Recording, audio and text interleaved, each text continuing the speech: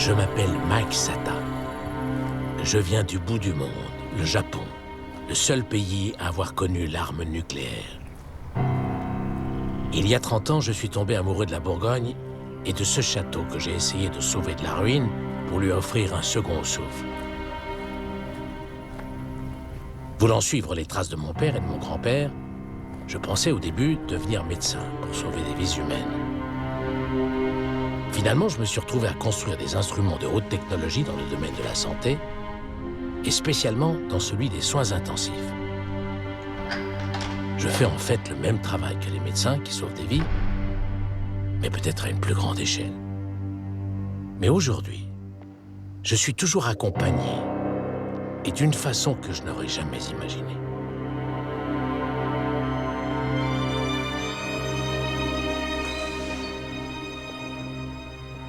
En 1998, ma vie a changé après une découverte qui m'a bouleversé. Cette découverte porte un nom, Notre-Dame de la Bombe.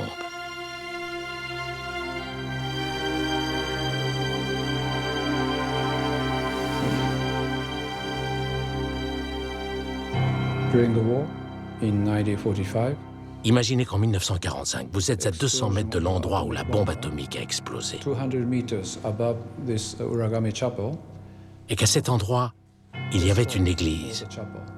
qui, bien sûr, a été entièrement détruite. Just by chance, Par chance, juste après l'explosion, sisters and le père father Noguchi Noguchi a découvert found cette this statue Madonna en bois.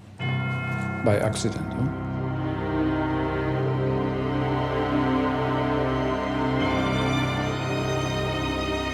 Un désastre, non. Des centaines de milliers de morts.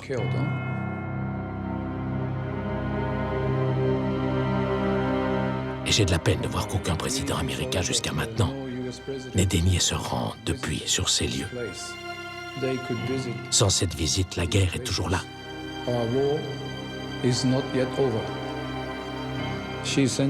Cette femme envoie des messages très forts, très puissants, sur l'importance de contrôler les avancées scientifiques.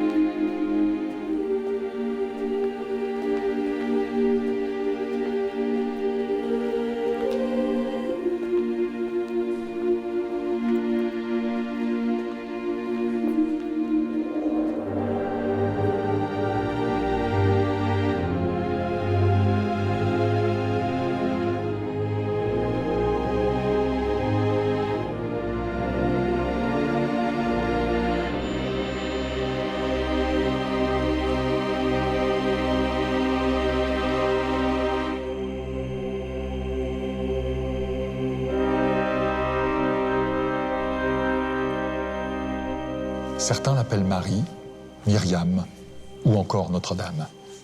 Vous ne me connaissez pas. Je suis le moine sans nom. Elle connaît et aime chacun d'entre nous. C'est pour cela qu'en 1917, elle est apparue à Fatima, petit village perdu au fin fond du Portugal, à 3 enfants. Pourquoi ?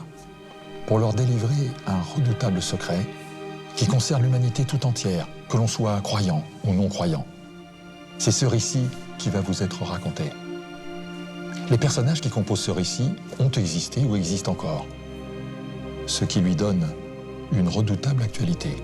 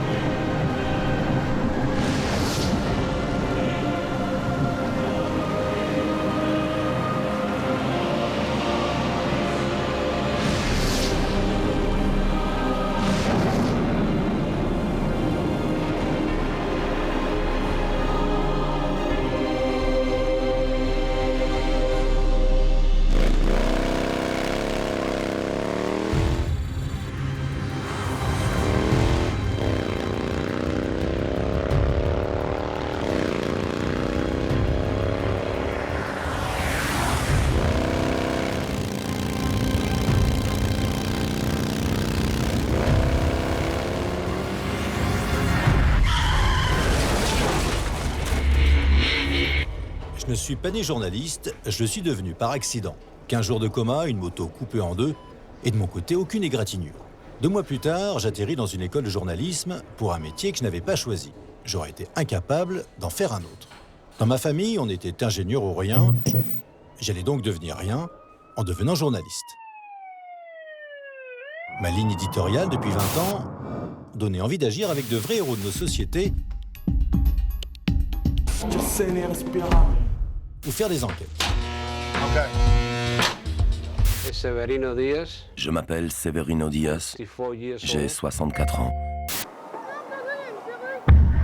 Le patient ne se préoccupe pas des prix, il connaît le résultat de l'opération. C'est pas cher et c'est accessible à tous.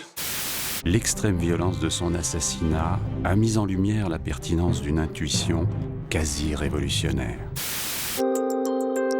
J'ai été témoin d'euthanasie illégale.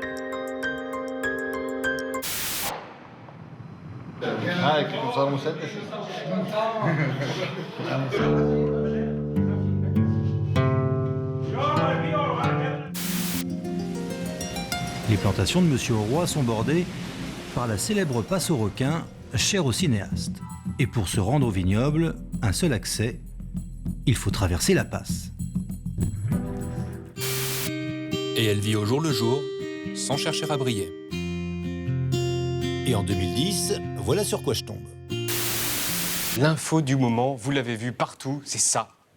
Quelques gouttes perlent sur le front et les joues de la Vierge Marie. C'est partout, partout, partout le tableau d'une Vierge suinte de l'huile chez un particulier de Garges-les-Gonesse. Et pas n'importe quelle huile, de l'huile d'olive. Autant vous dire que dès que ça touche à la bouffe, on enquête. Et en effet, de l'huile coule. Bon, on s'est permis d'enquêter dessous. Nada, derrière, nada. Dans le placard, rien. Nous avons rempli un mug d'huile et hop, vous rajoutez 2 œufs frais, un peu de poivre, de la moutarde, vous battez le tout et... Tadam ! Vous avez une superbe mayonnaise. Salut, c'est Dieu. Oui, monsieur, il y a un problème? La dérision comme explication, on se rassure comme on peut. C'est ce fait divers qui va me conduire à m'intéresser de plus près à cette femme que certains appellent Notre-Dame. Je décide donc de me rendre à Garges-les-Gonesse, mais j'arrive accompagné. Je débarque avec un huissier de justice et son clerc, et la bénédiction du propriétaire de l'icône, qui lui en a vraiment marre des salades des médias. Je découvre une famille installée en France depuis quelques années et originaire d'Antioche, en Turquie. Antioche, qui n'est autre que le berceau du christianisme. L'icône vient de Grèce, elle a été offerte par un ami de la famille, un prêtre orthodoxe. L'icône a un nom. Le nom de l'icône. La mère de la lumière, d'accord. Okay. Et c'est donc une icône que vous avez de famille, de... Vous voyez, les huissiers de justice interviennent dans toutes sortes de situations.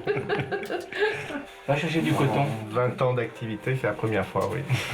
Après avoir vérifié que l'icône était bien isolée de tout contact extérieur et loin de toute source de chauffage, l'huissier pose les scellés. Pas tous les jours qu'on ferme des... C'est pas tous les jours qu'on enferme une icône pour être certain qu'elle soigne bien toute seule. On va mettre le sceau en cire de l'étude.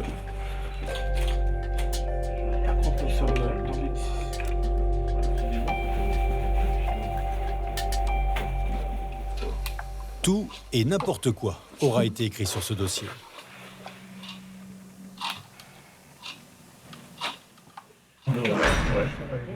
Premier constat, je découvre que cette icône de la Vierge a déjà quelques vertus, comme celle de rassembler dans une même prière chrétiens et musulmans. C'est Myriam. Oui. Moi, je donnais pour ma petite fille Myriam, le prénom Myriam. Tous les musulmans, ils croyaient Myriam.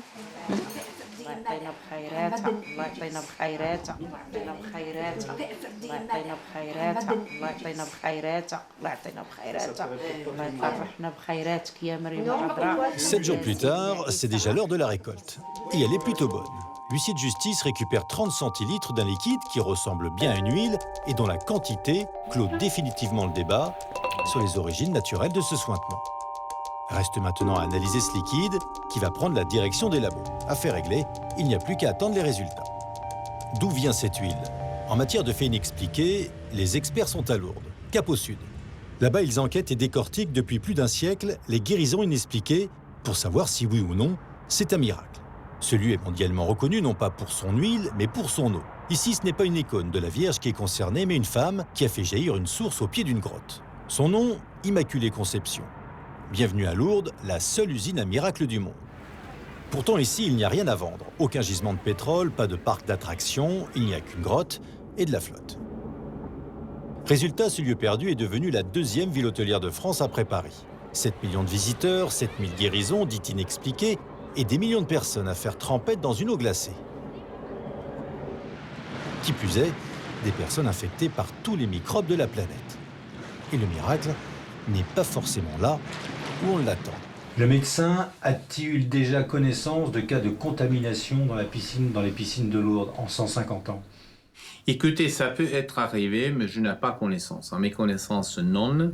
Je pense que s'il y aurait été une infection, une épidémie qui partait des piscines de Lourdes, je pense qu'il aurait fait premier titre sur les journaux du monde. Pas de contamination, une épidémie de miracle, le médecin-chef de Lourdes refait les comptes. 70 millions de pèlerins, 7000 guérisons inexpliquées, 70 miracles reconnus. Là, il y a un problème sur le plan statistique. Qu'est-ce qui arrive au but de la chaîne? Pourquoi seulement 70, 69? C'est pas comme ça. Ça signifie étouffer Lourdes dans les statistiques. C'est tomber dans le péché du positivisme contemporain qui cherche de tout mesurer. Mais comment vous pouvez mesurer le cœur avec des statistiques? Par contre, j'avoue que, au-delà du médical, chaque miracle officiel de Lourdes, c'est un enseignement d'un évêque. Chaque miracle, c'est une histoire d'opportunité pastorale en soi-même. À Lourdes, ce sont donc les chiffres qui questionnent. D'un côté, 69 miracles reconnus par les évêques, et de l'autre, 7000 reconnus par des scientifiques de toute croyance. Pourquoi une telle différence? J'ai voulu donc voir à quoi ressemblait un miracle reconnu par la science et qui porte le nom profane de guérison inexpliquée. Je vous présente Violaine. Hier, elle était en fauteuil roulant, condamnée par la médecine, atteinte d'une sclérose en plaques. Elle était quasiment aveugle. Ultime démarche, sa famille l'emmène à Lourdes pour la première fois et contre son gré. C'était un peu comme je me l'imaginais. J'ai beaucoup souffert. Il y avait tous ces gens qui souriaient, qui avaient l'air gentils. On aurait cru qu'ils étaient là pour gagner leur paradis pour plus tard. En fait, moi, j'étais dans mon fauteuil, j'avais l'impression que j'allais recevoir des cacahuètes. Et puis les gens à genoux aussi, pendant la messe. Mais je trouvais ça atroce, quoi. Du coup, j'ai beaucoup pleuré. Et puis un jour, on était à la messe, devant la grotte. La grotte où j'ai refusé d'aller. Et là, il s'est passé un truc. J'ai regardé la statue et j'ai eu comme l'impression qu'il y avait deux bras qui me prenaient, qui me serraient. Deux bras de tendresse, d'amour. Il m'est arrivé une chaleur dans le cœur et physique, en fait. Et j'ai réalisé en regardant la statue que c'était Marie. Et Marie me prenait vraiment, physiquement, dans ses bras. Du coup, là, j'ai pleuré. Mais je pleurais plus parce que j'étais pas bien. Je pleurais parce que la Wonder Woman que je voulais être, c'est-à-dire celle qui sourit toujours, qui est un exemple avec son fauteuil et ses enfants, eh ben non, elle lâchait tout. C'était un enfant qui souffrait. Violaine rentre chez elle, le cœur guéri, mais le corps toujours sans vie. Un an plus tard, c'est elle qui décide cette fois de retourner dans la cité mariale pour se jeter à l'eau, dans les piscines. Puis d'un seul coup, à mi-chemin, les pieds dans l'eau froide, j'ai senti un amour, mais comme s'il y avait quelque chose qui me transportait. Je savais, de toute façon, j'avais plus de corps. J'avais juste la sensation, une sensation d'amour. D'ailleurs, c'est très difficile à raconter.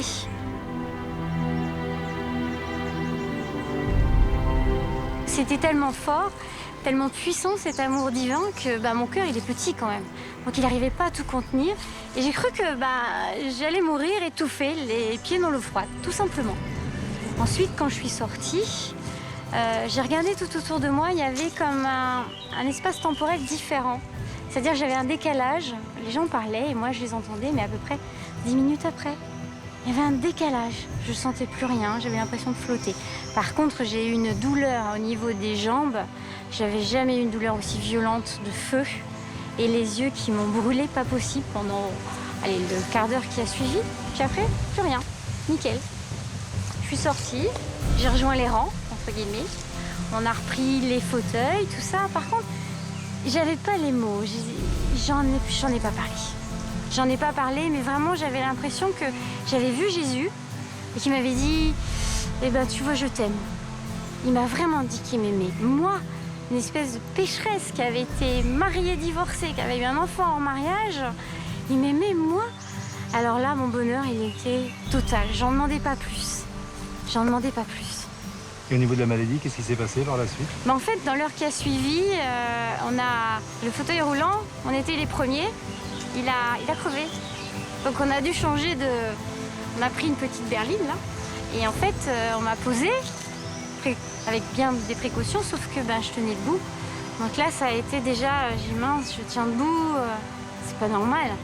Et là, je me suis dit, ah ouais, avec ce que j'ai vécu, j'en ai plein le cœur, c'est l'effet lourde, je me sens bien. Ça, c'était la première chose que j'ai pensé. Par contre, c'est le lendemain. Où le lendemain, en fait, je me suis retrouvée dans les toilettes, sans aide. Ça, c'est pas possible.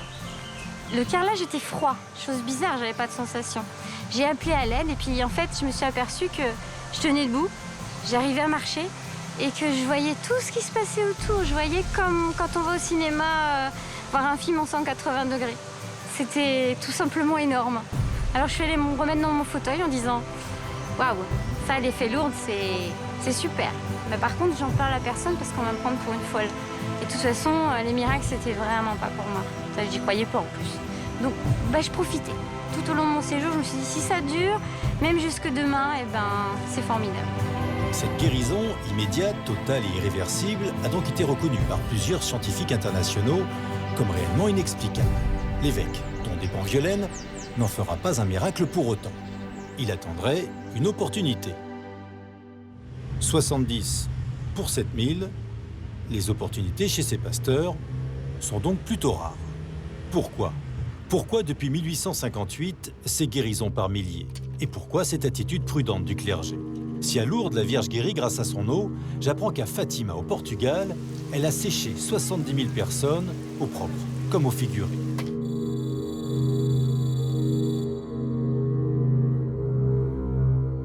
Cette date va marquer l'histoire et continue d'interroger le présent. Au programme, un grand miracle annoncé 3 mois à l'avance par une dame apparue à ses 3 petits bergers.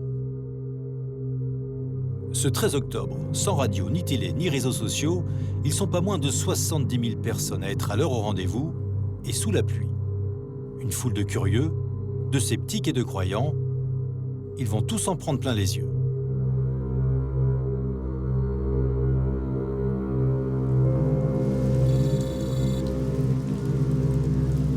J'avais 9 ans à peine.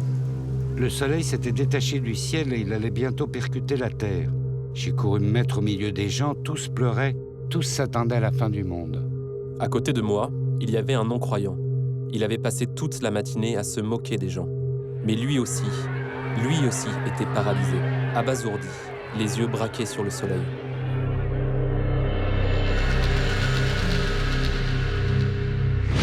Ici, ce n'est pas l'eau qui guérit, mais le feu qui la fait disparaître. Nous étions tous trempés. La pluie n'avait cessé de tomber depuis l'aube. Et quoi que cela puisse paraître incroyable, après ce grand miracle, tous nos habits étaient complètement secs. Je me pose 2 minutes pour faire un point. En clair, nous avons 3 jeunes bergers qui ne savent ni lire ni écrire et qui n'ont rien de prophète. Depuis le 13 mai 1917, ils disent voir la Vierge tous les 13 de chaque mois. Les enfants n'étant pas crus, ils vont donc demander à Notre-Dame le 13 juillet 1917 d'intervenir, afin de faire taire les mauvaises langues. Et non seulement la Vierge les rassure en leur annonçant la date du fameux miracle du soleil, mais elle va plus loin. Elle leur livre un secret. Et un secret qui va vite semer le trouble. Le gouverneur Oliveira Santos jette les enfants en prison dès le mois d'août, les privant ainsi de l'apparition.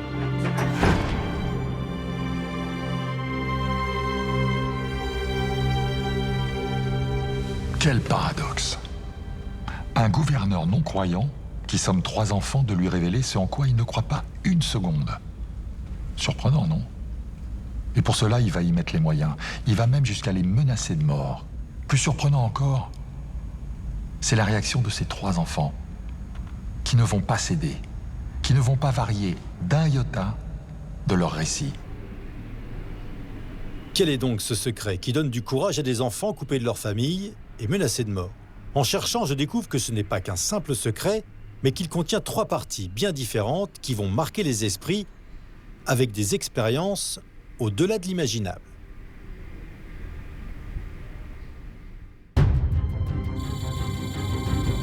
Pour commencer, la Vierge leur fait une petite visite guidée dans des lieux mal fréquentés, un peu chauds, et auxquels plus personne ne croit aujourd'hui.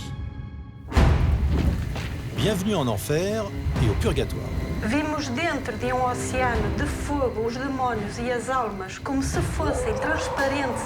As almas paravam no incêndio, sobrelevado pelas lavaredas, com gritos esmios que aterrorizavam e faziam tremer de medo.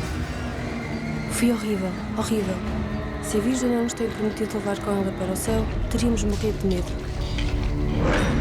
La Vierge en profite pour annoncer à François et à Hyacinthe qu'ils vont bientôt la rejoindre au paradis.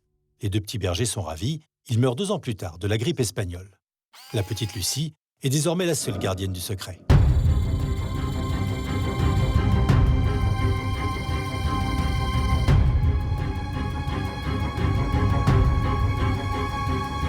La deuxième partie du secret annonce la fin de la Première Guerre mondiale et l'arrivée d'une seconde, et d'une façon précise.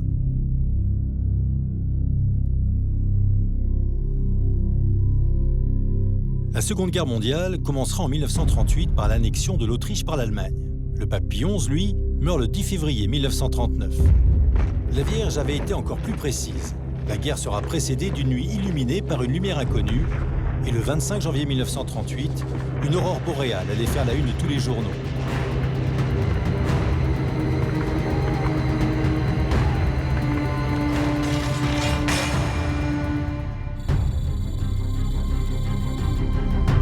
Mais ce n'est pas fini.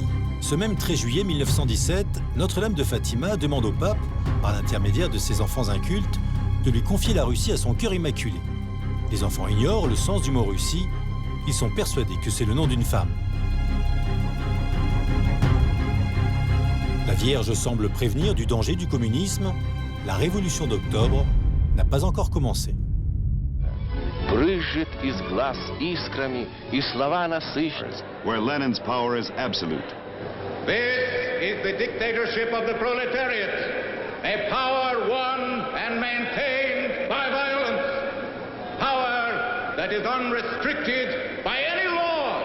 To many Soviet secret police groups becomes active. Arrest without charge, imprisonment or exile without trial, disappearance without explanation.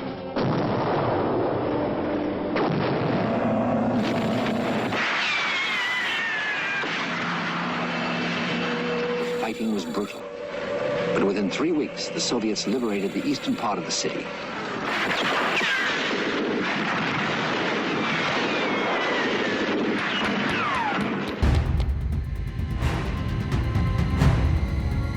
Le communisme se répand, le pape ne consacrera pas la Russie au cœur immaculé de la Vierge.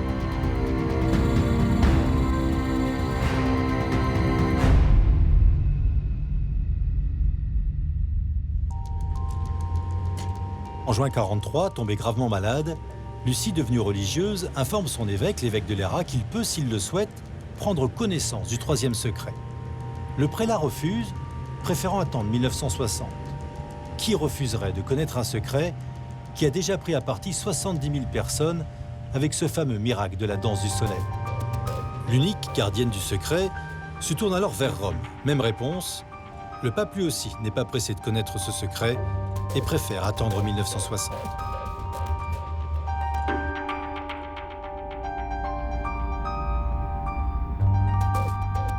En 1957, brusque réveil de Rome, soit 3 ans avant que l'évêque de Léra n'ait prévu de communiquer ce secret au monde entier.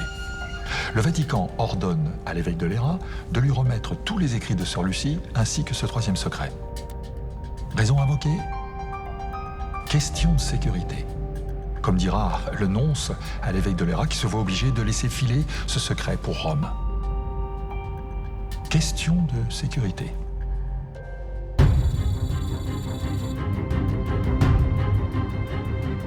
L'année fatidique arrive, l'année où le 3e secret de Fatima doit être révélé au monde entier. la dernière des voyantes, Sœur Lucie, est toujours en vie. Coup de théâtre, le Vatican fera un communiqué de presse anonyme indiquant que le troisième secret restera toujours secret.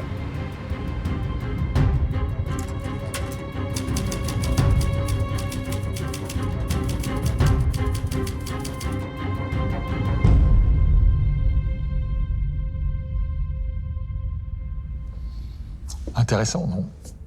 Aucune explication. Personne au Vatican pour assumer la responsabilité de cet enterrement. Des millions de fidèles doivent se contenter d'un vulgaire communiqué de presse. De 1960 à 1967, aucune explication ne filtre du Vatican. Silence radio complet. Il est encore mieux dans ce communiqué. Il y est précisé qu'il est fort probable que la lettre ne soit jamais ouverte, ce qui est totalement faux. Le pape Jean XXIII, en personne, l'avait ouverte en 1959. Il y a mieux encore. Il y est précisé que l'une des raisons du refus du Vatican d'ouvrir cette lettre est que Sœur Lucie est encore vivante. Alors là, c'est le bouquet. Sœur Lucie était vivante lorsque les 2 premières parties du secret ont été révélées.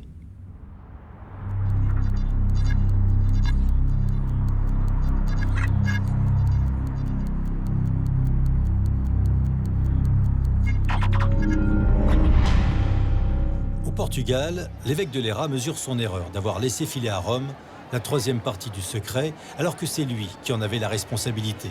Sa réaction est immédiate. Il écrit aux évêques du monde entier et prépare à Fatima une manifestation monstre le 13 octobre 1960 pour tenter de faire plier le Vatican. Et ce 13 octobre, jour anniversaire de la danse du soleil, ils sont 600 000 à vouloir savoir cette ultime partie du secret.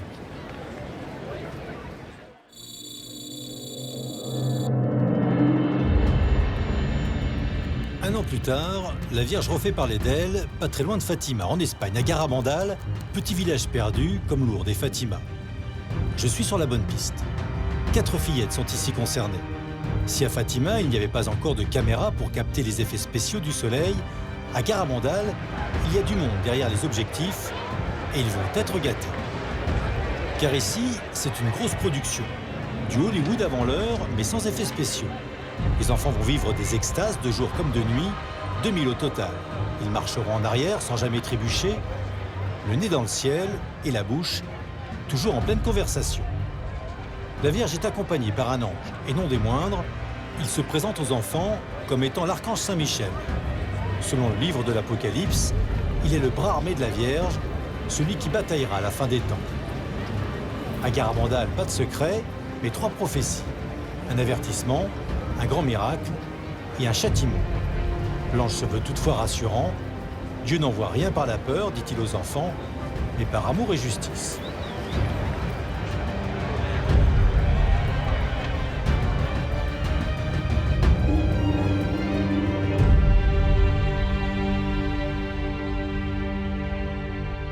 I think we lost a lot at the saying of the thing.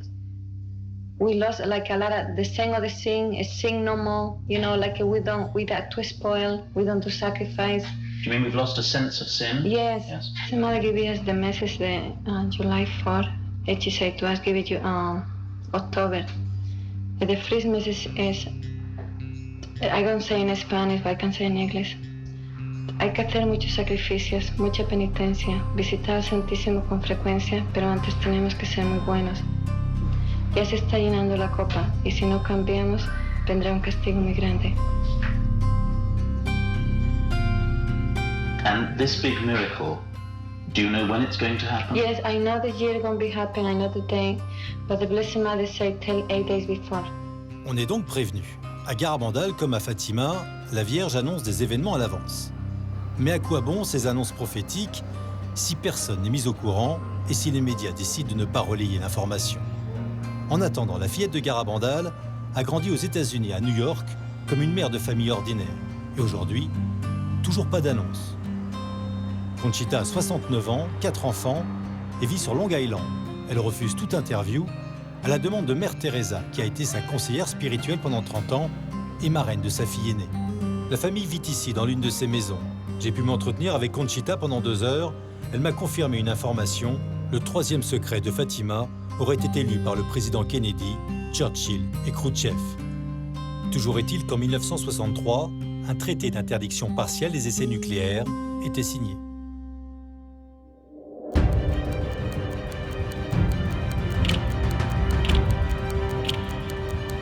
À Rome, toujours aucune nouvelle du troisième secret, ce qui n'empêche pas le pape Paul VI de venir à Fatima célébrer le 50e anniversaire des apparitions. La foule espère sans doute qu'à cette occasion, le pape lèvera le voile sur le troisième secret de Fatima. Il n'en saura rien. Mieux, Sœur Lucie, la dernière des voyantes, ne réussira pas à obtenir une audience pendant toute la durée de ce séjour par le souverain pontife, alors qu'elle le supplie à genoux. Un secret trop lourd sépare sans doute ces deux personnes. Ce secret m'intrigue de plus en plus. En poursuivant mon enquête, j'apprends que la dernière des voyantes de Fatima ne sait plus trop à quel saint se vouer. On aimerait tous connaître ce secret. Apparemment, il doit peser un certain poids, car à la fin de l'année 1943, Sœur Lucie a toujours beaucoup de mal à le mettre par écrit. Elle-même, elle n'a pas voulu en prendre la responsabilité et elle attend un ordre de son évêque, lequel ne semble pas très pressé non plus de connaître ce secret. Il mettra près de 4 mois avant de lui en faire la demande express. Et là encore, Sœur Lucie se retrouve comme bloquée devant sa page blanche. Pour elle, l'écrire, c'est comme si elle le révélait. Quand on sait qu'elle a eu aucune difficulté pour écrire les 2 premiers secrets qui annonçaient pourtant la Seconde Guerre mondiale et l'anéantissement de plusieurs nations, on se doute que la suite ne doit pas être très drôle.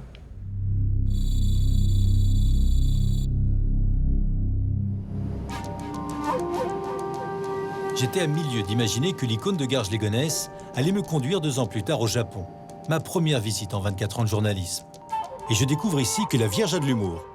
Si personne ne semble l'écouter, elle va faire parler une sourde, sans doute pour mieux se faire entendre.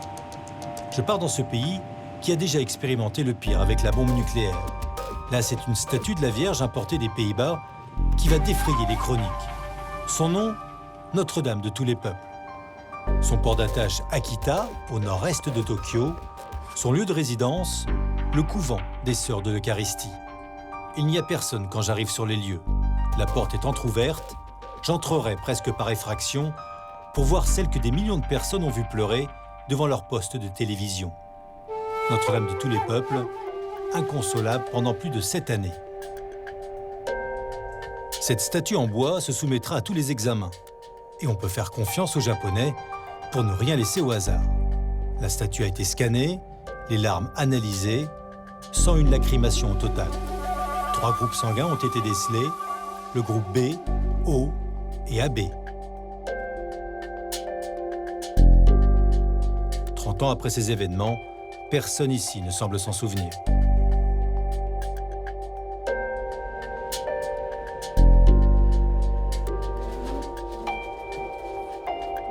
Oh, it's the first time to hear that story, and I've been studying the Japanese religion, including Japanese Christianity, but this is the first time to hear that kind of story, which happened in Akita.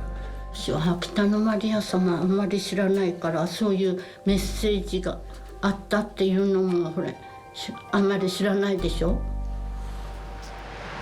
Ça n'attire pas beaucoup de monde, attention de beaucoup de monde. Car ici, comme partout ailleurs, c'est le dieu de la consommation qui est invité à tous les étages. Beaucoup plus efficace que des larmes silencieuses.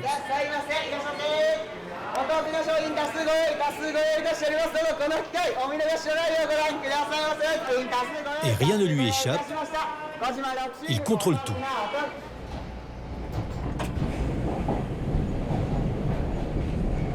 Pourquoi elle a choisi le Japon? Pour faire pleurer des statues en bois? Oh, la Vierge choisit toujours comme à Fatima ou comme à Lourdes, lieu un peu isolé. Isolé de tout. Ici pourtant, Notre-Dame de tous les peuples va révéler à cette femme sourde un message explosif, à ne plus jamais dormir. 朝3時頃お水戸まで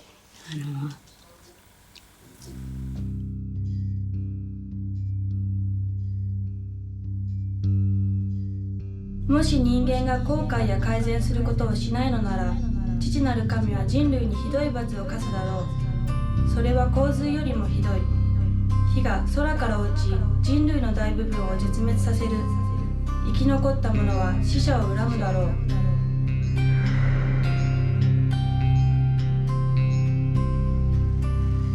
Le ciel qui percute la Terre, c'est exactement ce qui a failli se passer à Fatima. Entre-temps, la science a fait quelques progrès. Le réchauffement du système solaire inquiète les plus diplômés.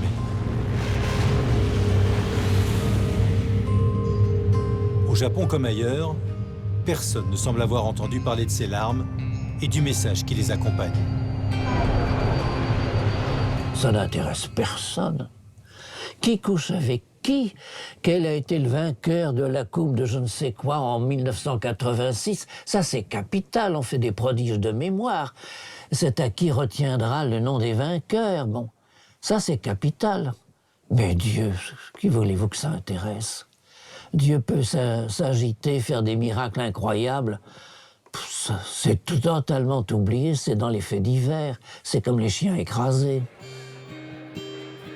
L'évêque du lieu, Monseigneur Ito, qui a assisté à ces lacrymations, valide ces apparitions. Rome se doit d'entériner la décision de son représentant local. C'est ainsi que Notre-Dame de tous les peuples est entrée dans le cercle très fermé des apparitions reconnues. Il n'y en a que 17 au total, sur plusieurs milliers recensés. Mais ce n'est pas fini. Notre-Dame de tous les peuples, à travers l'handicap de sœur Agnès Asagawa, va délivrer un autre message. 枢機卿同士が互いに対立するように、また司教が他の司教に逆らうように、悪魔の仕事は教会にまで侵入する。私を崇める神父たちは彼らの同僚から軽蔑され、激しく反対されるだろう。教会や祭壇は踏み荒らされる。教会は妥協を受け入れる者たちでいっぱいになるだろう。Pourquoi ces messages terrifiants, aussi bien pour l'humanité que pour la plus grande institution du monde et son milliard d'âmes? Pourquoi cette femme qui continue d'apparaître dans le monde entier par l'issue d'une infiltration diabolique? Qui est derrière cette infiltration? Le diable? Qui y croit encore? Je remarque un point commun entre le secret de Fatima et le message d'Akita. Tous les deux semblent être ignorés, étouffés. Si l'un est secret, l'autre ne l'est pas. Et pourtant, personne ne semble le connaître.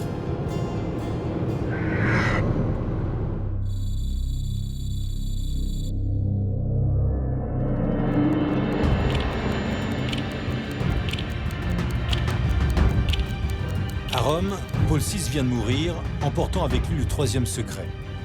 Au Vatican, désormais, on a du mal à distinguer le blanc du noir. Cette fumée était ni blanche ni noire, il y a eu une incertitude assez grande.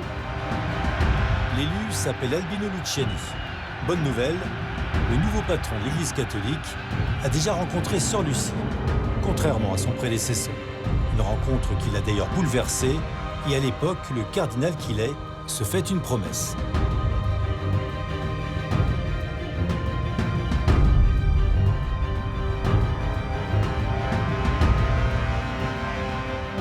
Jean-Paul Ier sera vite surnommé le pape souris.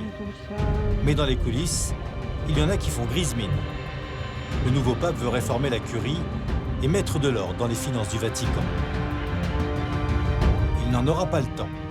33 jours de pontificat plus tard, il est réduit au silence. Une mort suspecte. Un journaliste connu pour ses investigations va mener l'enquête dans les couloirs du Vatican pendant 3 ans. Il s'appelle David Diallo. En 1984, il en publie le résultat dans un livre qui devient un best-seller mondial. Corruption, réseau mafieux, assassinat. Le tableau n'est pas sombre, il est noir. Who killed John Paul I? The physical act, I don't know. I don't know who actually put poison into a drink for him like that. But the people behind that act are quite clear to me, that they are Masons. Licio Gelli was the man running P2. P2 was a private Masonic lodge. He was the one, in my view, and I've said it in black and white 34 years ago, and never a blink from Mr. Gelli. I said, you should be able to, if what you're saying is right and I'm wrong, it should be easy for you to demonstrate that. And I asked them to take note of this. If the Vatican can prove me wrong on just two simple questions of fact, if they can prove that my account of who found the dead body of Albino Luciani is incorrect, and can prove that my account of the papers he was holding in his hand is incorrect, then I will donate every penny of my royalties from the sales of this book to cancer research. Now, this book has sold nearly 7 million copies, and I have yet to pay the Vatican a penny. Pour David Dialop, c'est une religieuse qui découvrit le corps sans vie du pape et non le cardinal Villot, selon la version officielle, c'est-à-dire du même cardinal. Le document que le pape tenait dans les mains portait sur les mutations et sur les nouvelles nominations au sein de la curie. Le cardinal Villot allait être remercié, il restera en poste, refusera toute autopsie et procédera sur le champ à l'embaumement du corps. The mafia did not mind me attacking the church, but they didn't want me to attack the mafia. The church didn't mind me attacking the mafia, but they didn't want me to attack them. So I attacked both of them to be fair-handed. Si cet homme est encore en vie, d'autres ont eu moins de chance. Ce journaliste s'appelle Carmine Pecorelli, ancien membre de la loge P2. Il sera assassiné le 16 mars 1979, après avoir révélé dans sa revue une liste de 110 hauts prélats appartenant à la loge.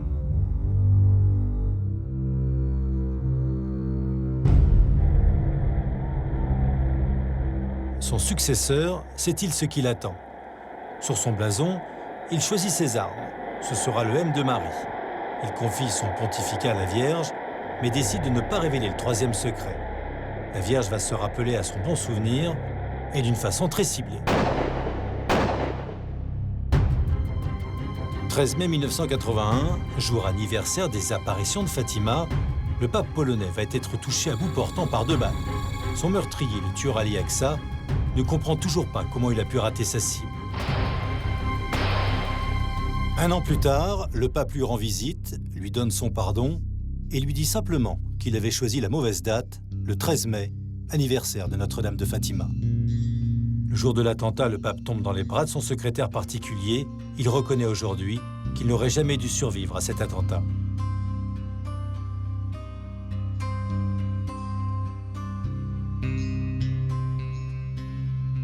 I w Gemelli przygotowano miejsce na wypadek, tak, że po prostu było miejsce przygotowane.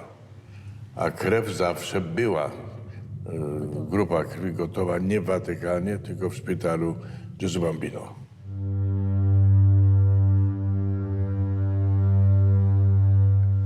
Myślało się, jak pomóc, co zrobić. No, wszyscyśmy to bardzo przeżywali. Le pape, sur son lit d'hôpital, demande à relire le secret de Fatima. Il va alors faire une découverte, du moins en croire son secrétaire particulier. Bo nie mógł zrozumieć, dlaczego nie zabił. Czy to prawda? Ja myślę, studiował całe przesłanie fatimskie i zastanawiał się, dlaczego nie uczyniono tego, czego żądała Matka Boża. A Matka Boża w Fatimie żądała, aby Rosja była konsygnowana niepokalanemu sercu Maryi. Nie wiem, dlaczego tego nie dokonano. Dokonał tego Jan Paweł II. W jaki sposób? Żeby to zrobić, to trzeba było tego cierpienia z placu Świętego Piotra. Jean-Paul II s'y prendra à 2 reprises pour faire cette consécration demandée par la Vierge en 1982-1984, mais sans jamais prononcer le mot de Russie, apparemment tabou. Juste avant de quitter le fidèle compagnon du pape, nous lui demandons s'il a entendu parler de Notre-Dame d'Akita. W Japonii, w miejscu pielgrzymek. Czy tam ksiądz kardynał kiedyś był? Nie. Ja nawet nie wiem, gdzie to jest. No.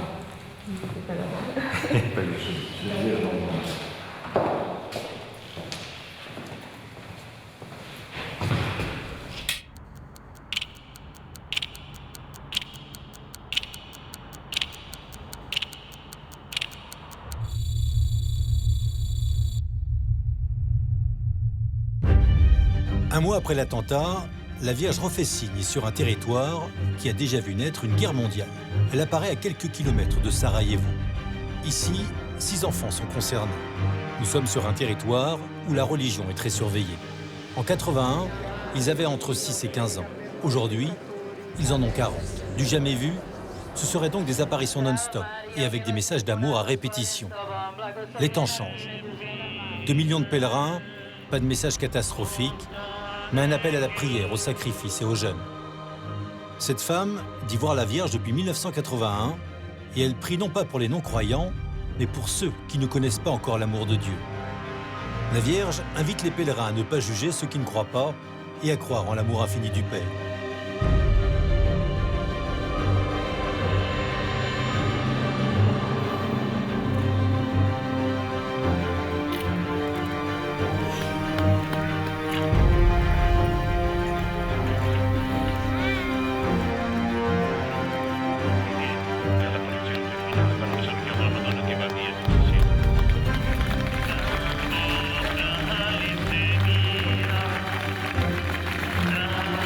En 80, lors de la première apparition, elle invitait les enfants à prier pour la paix dans cette région. 10 ans plus tard, la Yougoslavie est le théâtre de la barbarie.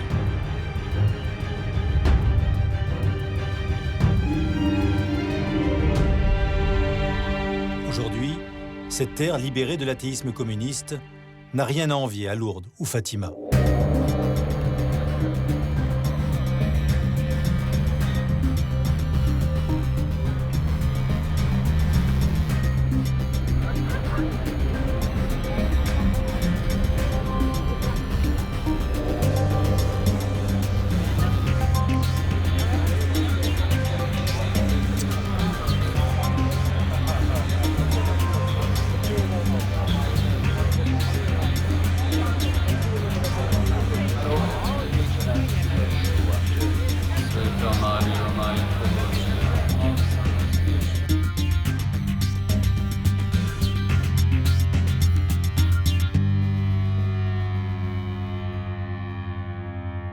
Comme on n'a pas écouté la demande de consécration, on a payé très cer notre non-écoute de ce message.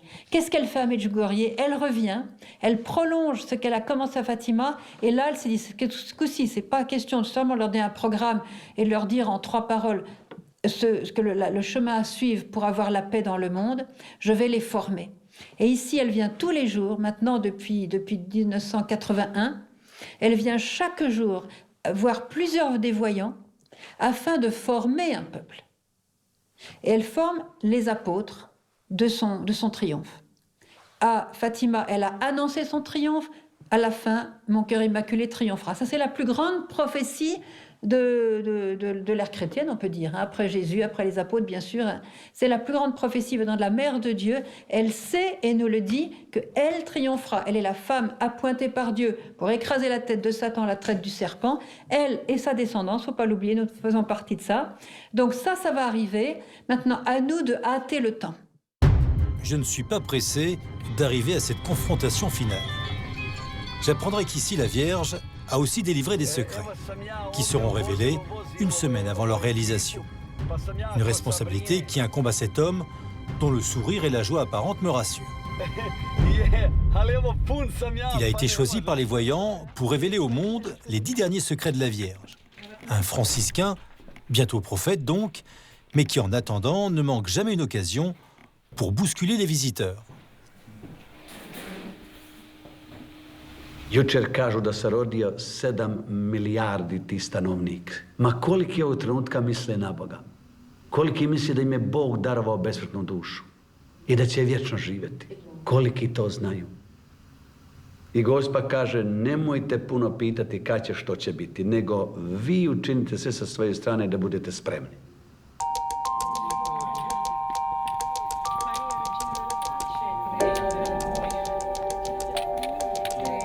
Le lendemain matin, juste avant de quitter les lieux, je découvre de jeunes pèlerins sur un chemin de croix à vous briser les chevilles. Tandis que dans la vallée, pour tout réconfort, une statue en bronze représentant un Christ ressuscité s'évapore. À Rome, ces apparitions non-stop sont étudiées avec la plus grande des prudences, même si ce lieu est soutenu officiellement et officieusement par des milliers de prêtres, quelques évêques et même des cardinaux. Devant moi, beaucoup de pistes s'ouvrent avec de nouvelles questions et toujours pas de réponse ou trop peu. Ce troisième secret ne me laisse pas de répit. En suivant sa trace, je découvre que c'est 3 ans après l'attentat de Jean-Paul II qu'il refait signe, et via une personne bien informée.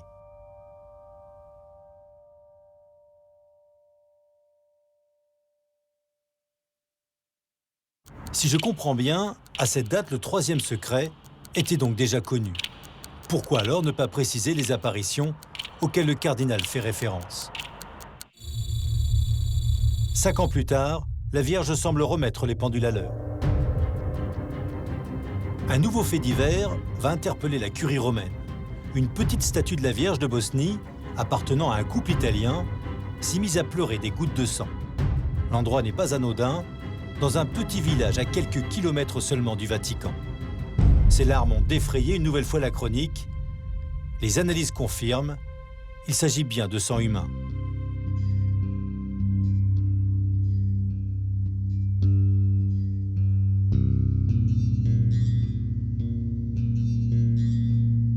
Prima che lui portasse la statua in chiesa, il Papa ha voluto tenerla un giorno nella sua cappella privata in Vaticano. Un segno molto bello. Lo abbiamo saputo alcuni anni dopo. Jean-Paul II passera la plupart de son pontificat à l'extérieur du Vatican, qu'il abandonne à la curie. Il accumule les voyages à l'étranger, malgré la maladie qui commence à le ronger. Il y a une urgence chez lui à la réconciliation du monde. Cette rencontre historique. Pour la première fois, un pape dans cette capitale du Bengale.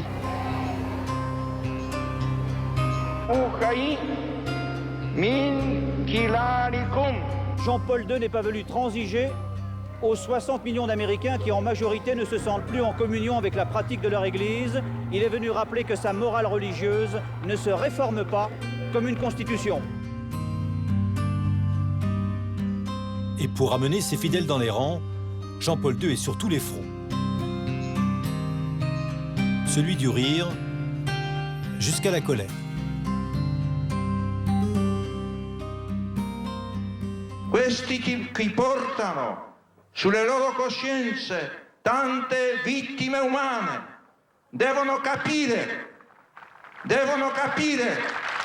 che non si permette uccidere innocenti. Dio ha detto una volta, non uccidere. Non può uomo, qualsiasi umana agglomerazione, mafia, non può cambiare e calpestare questo diritto santissimo di Dio. Lo dico ai responsabili, convertitevi. Una volta verrà il giudizio di Dio.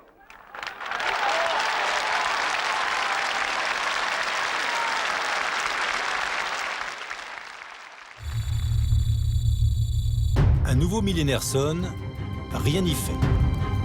Les murs de la Cité Sainte sont toujours muets. Cela fait maintenant 40 ans que le troisième secret est retenu.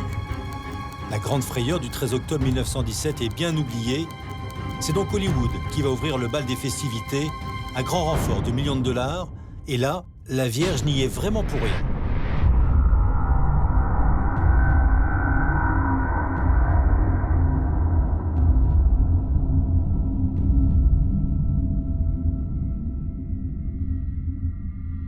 Voilà pour le cinéma. Côté réalité, nous avons donc eu un soleil qui danse et qui fait mine de se projeter sur la Terre, terrifiant 70 000 personnes. Une statue en bois qui pleure des larmes pendant 8 ans et des apparitions non-stop en Bosnie avec une statue en bronze qui soigne de l'eau. Ce 13 mai, jour anniversaire des apparitions de Fatima et de l'attentat contre le pape, le cardinal Sodano annonce à l'occasion de la béatification des deux petits bergers que le Vatican s'apprête à révéler le troisième secret. Quand? Aucune date n'est donnée.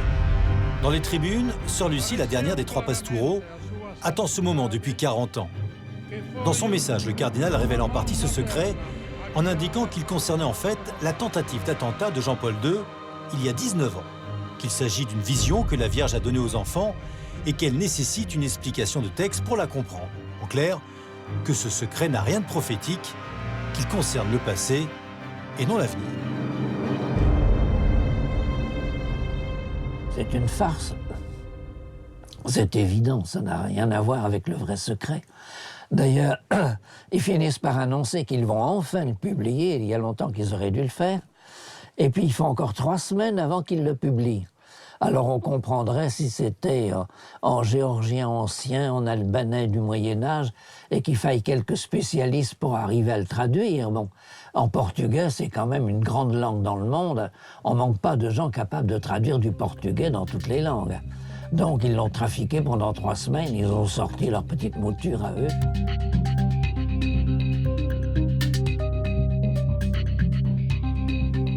La petite bourgade portugaise, elle, n'a pas attendu ces révélations tardives et hésitantes de Rome pour connaître un essor exponentiel. Fatima, en quelques années, est devenue un nouveau Rome.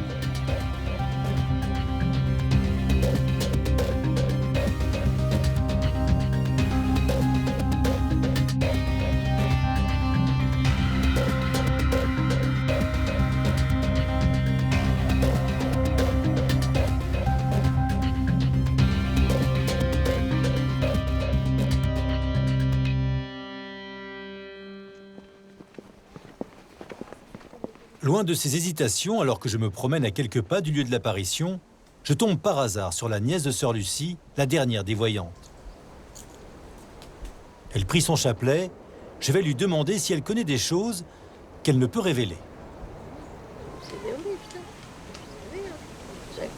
Soube de coisas que nunca disse? Sim, senhor. 4 semaines plus tard, le grand jour est enfin arrivé.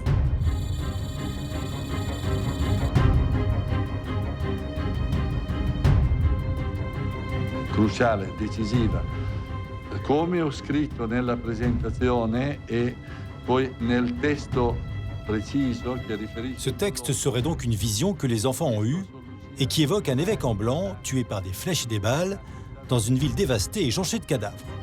Cet homme en blanc, selon la version officielle, serait donc le pape Jean-Paul II. On comprend bien qu'il faille une explication de texte, car Jean-Paul II n'est pas mort dans une ville en ruine et ensanglantée. Pendant plus d'une demi-heure, le cardinal Ratzinger tentera de donner quelques clés de compréhension de cette vision, pas facile à décrypter. Brevi, incisive, fortemente suggestive, dal caratteristico linguaggio simbolico. À cette conférence de presse, il y avait toutefois quelques personnes à connaître un peu le dossier, notamment cette journaliste portugaise qui interpelle le cardinal Bertone sur le choix de la date de 1960 comme date limite pour révéler le 3e secret. Cela fait 83 ans que Sœur Lucie attribue le choix de cette date à la Vierge. Invece è stata lei stessa che ha scritto la data 1900. Come dobbiamo considerarla? Grazie. En quelques mots, le cardinal va expliquer que cette fameuse date de 1960 avait été finalement décidée par Lucie elle-même. Sulla data 1960, perché era un po' la data che era ritenuta cruciale, decisiva. Sua Lucia ha detto no, sono stata io, ho avuto l'intuizione di mettere io quella data perché prima non si sarebbe capito solo dopo. Seulement voilà, quelques années plus tard, le cardinal est en direct sur un plateau de télévision. Face aux critiques soulevées par ses explications, son éminence veut faire preuve de bonne foi en arrivant avec l'original du 3e secret. Mais voilà, sur le dos de l'enveloppe, il y a cette inscription écrite de la main de Sœur Lucie et qui indique très clairement que la date de 1960 avait bel et bien été choisie par la Vierge elle-même et non pas par une fillette de 9 ans.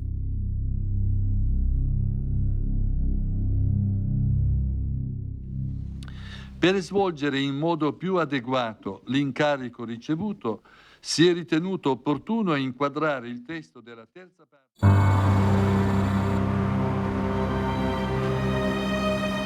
Je débarque à Milan, sous la protection de Romulus et Rémus, les fondateurs de Rome, selon la légende.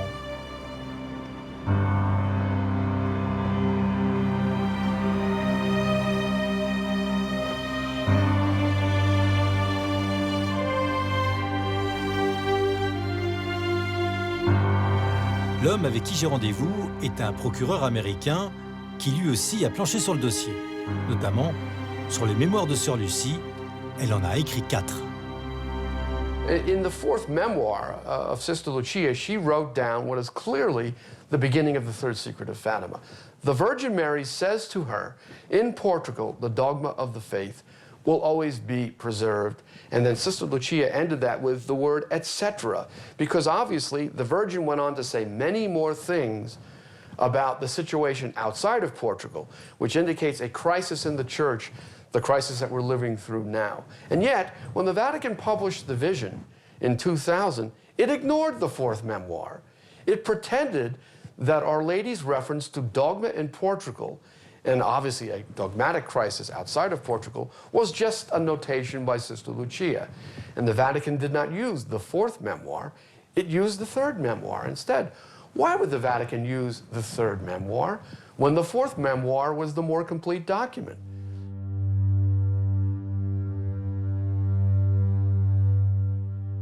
Sincèrement, ils ne savent pas quoi faire.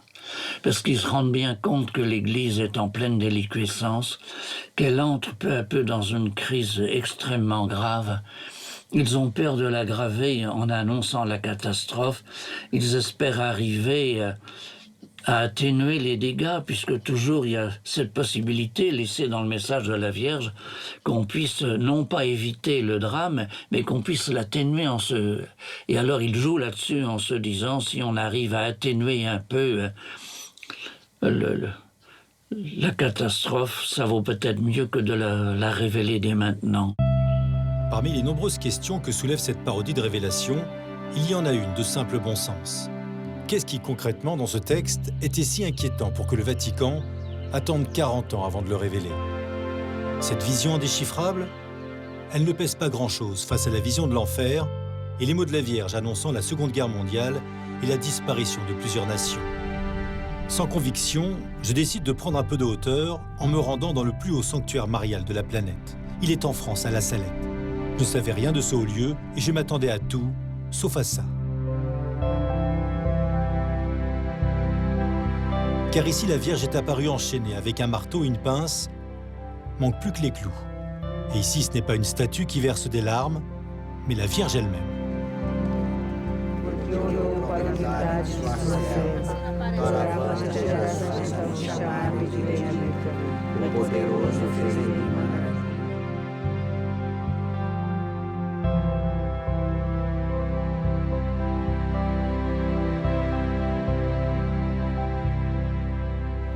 Le monde s'oublie de Dieu, n'est-ce pas? Le monde s'oublie de Dieu. À La Salette, cette femme aux 1000 noms a pourtant donné l'explication de ses larmes en indiquant qu'elle retenait le bras de son fils.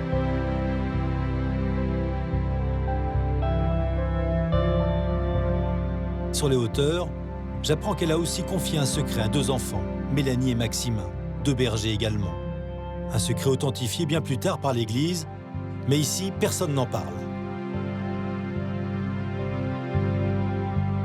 Comment expliquez-vous qu'ici à La Salette, on ne parle absolument pas de ce secret On dérange, hein, on dérange quand on pose la question. C'est une hypocrisie tout simplement parce que la Vierge Marie donc, a été très dure avec les prélats de l'époque. Là, pareil, vous regardez au début du secret de La Salette, les prêtres ministres de mon fils, les prêtres par leur mauvaise vie, par leurs irrévérences et leur impiété à célébrer les saints mystères, par l'amour de l'argent, l'amour de l'honneur et des plaisirs, les prêtres sont devenus des cloaques d'impureté. Je retourne au sanctuaire pour vérifier si ce message est toujours dissimulé. Dans le musée, les paroles de la Vierge sont curieusement devenues des prédictions attribuées à la petite bergère Mélanie. Des messagers transformés subtilement en prophètes, comme à Fatima, et pour mieux discréditer le secret, jugé ici sans importance. Et vous parlez du secret aussi ou pas? Moi, je ne parle pas du secret, mais il y a un livre au magasin qui parle du secret. Me voilà bien.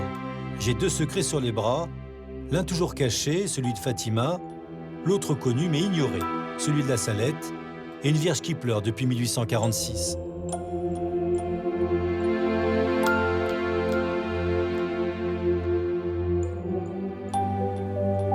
Your attention please, the group from Mumbai the call is ready for the departure. Do you know something about the secret of La Salette? No, no, no. J'étais venu faire le vide à La Salette. Je repars la tête chargée d'un secret que j'ai donc lu et dans lequel est annoncée une guerre civile en Europe où Dieu semblera avoir oublié sa créature, où Marseille sera détruite en peu de temps et où Paris périra infailliblement. À la fin des temps, est-il précisé, les saisons seront changées. Nous sommes un 15 août et il neige.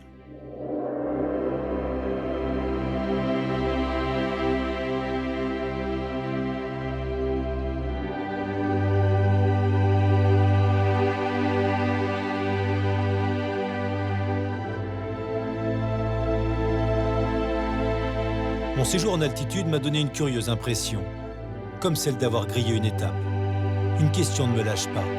Comment un pape qui dit avoir été sauvé par Notre-Dame de Fatima a-t-il pu laisser derrière lui autant de questions à propos de ce troisième secret? Je décide donc de revisionner toutes les images de ce fameux 13 mai 2000, date choisie par le pape pour annoncer au monde la révélation de ce secret. Je m'arrête net sur son homélie. Tous ses propos sont consacrés à la fin des temps, l'Apocalypse. Por designio divino, veio do céu a esta terra, sinal, enorme regalo. A mensagem de Fátima é apelo onde foram vaticinados estes tempos de tribulação. En 14 minutes, Jean-Paul II a donc fait de Notre-Dame de Fatima la femme de l'Apocalypse. Une voix tremblante mais ferme, il annonce que nous sommes bien entrés dans les tribulations de la Vierge, ce qui annonce guerre, épidémie, cataclysme. Je n'étais qu'au début de mes surprises. L'annonce de la mort pourtant attendue de Jean-Paul II est un coup de tonnerre planétaire. Les dirigeants du monde entier sont là. Les frères ennemis se croisent et se saluent. On marque une pause le temps d'une cérémonie. Tous les représentants des religions sont là pour assister à ciel ouvert aux funérailles de celui qui emporte avec lui un secret qui l'a mobilisé pendant 26 années. Personne n'a en tête son homélie du 13 mai 2000, consacrée à l'Apocalypse de Saint Jean. Pourtant, ce dernier adieu va lever le voile un peu plus sur ce secret si bien gardé. Pour cela, il suffisait de regarder la liste des absents. Les présidents russes et chinois manquent à l'appel, 2 pays qui ont répondu l'athéisme communiste. Une même bannière qui allait partir à la conquête du plus grand gouvernement mondial qu'est le Vatican. Plus d'1,2 milliard de fidèles, un réseau planétaire et structuré, une richesse qui n'est plus à démontrer. Dès les années 30, Lénine partira à l'assaut de cette forteresse, comme le rappelle cette femme, ancienne dirigeante du Parti communiste américain. 40 ans plus tard, tous les partis communistes de la planète s'y mettent.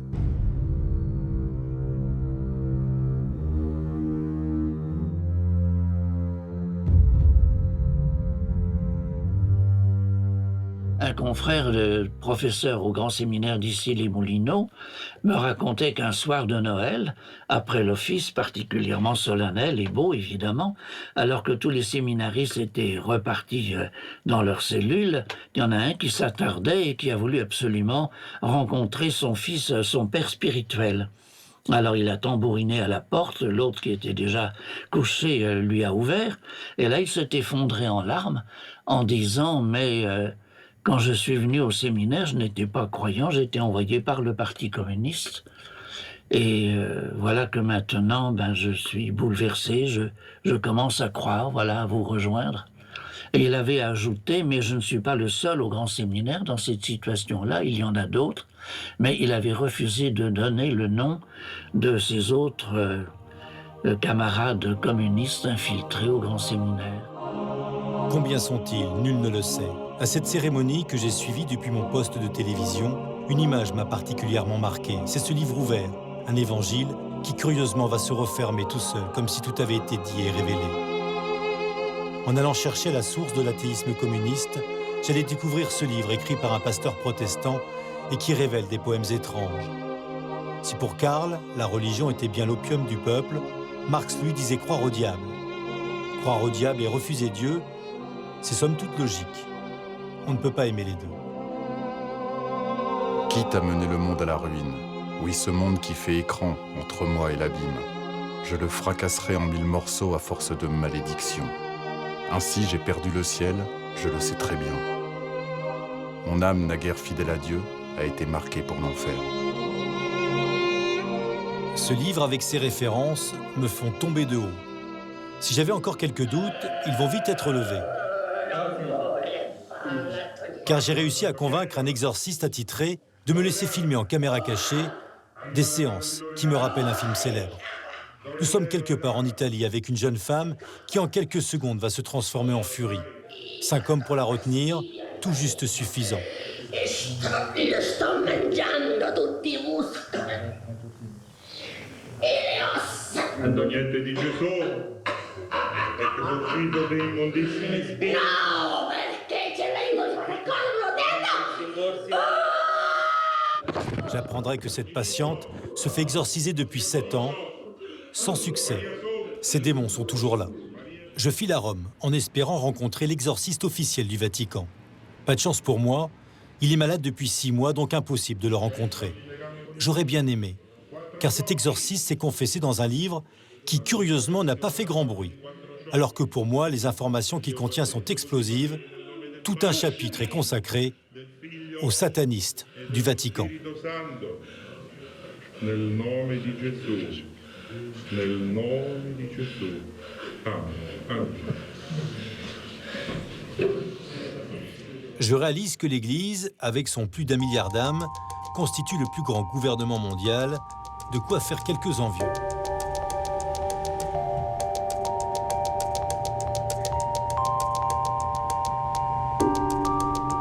Victime à sa gauche de l'infiltration de l'athéisme communiste et à sa droite de la convoitise des sociétés secrètes, qui le sont de moins en moins, la barque de Saint-Pierre semble être cernée de toutes parts.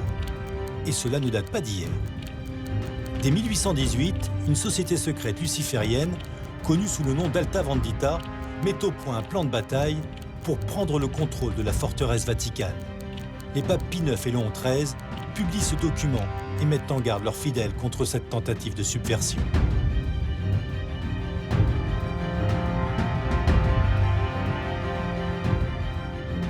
Je me rappelle qu'au moment du Concile Vatican II, il y a un évêque qui avait oublié quelque part sa sacoche.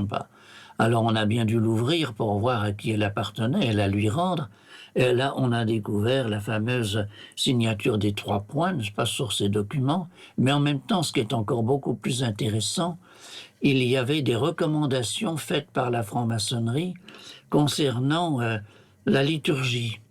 Et il était demandé à tous les évêques de cette obédience d'insister dans les quelques pages qui précèdent les gros missels destinés aux prêtres. Il y a quelques pages pour lui indiquer comment célébrer.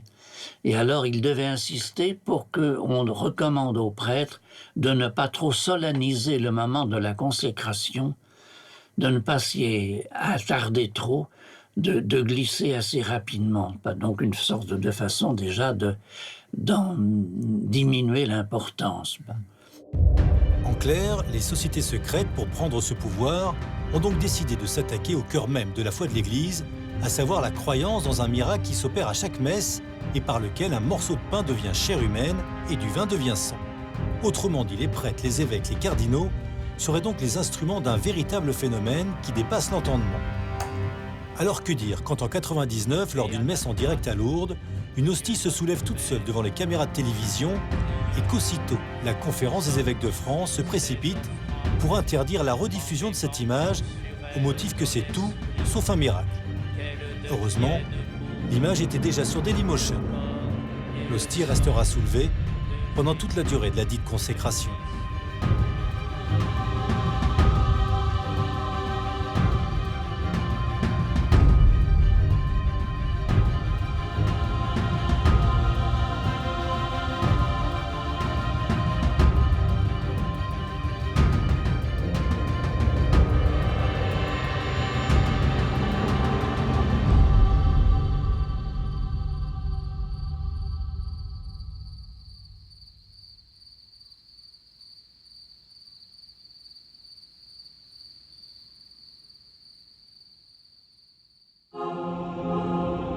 Pourquoi cette allergie à tout ce qui ne paraît pas naturel, alors que ces hommes sont censés être les témoins privilégiés du surnaturel?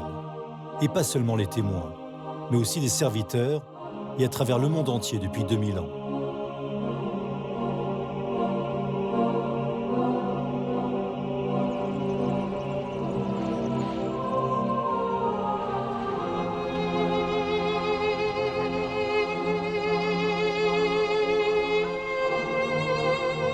Je retourne en Italie, car ce nouvel épisode dans la cité mariale m'a mis sur les traces d'un fait inouï qui a défié les scientifiques des Nations Unies.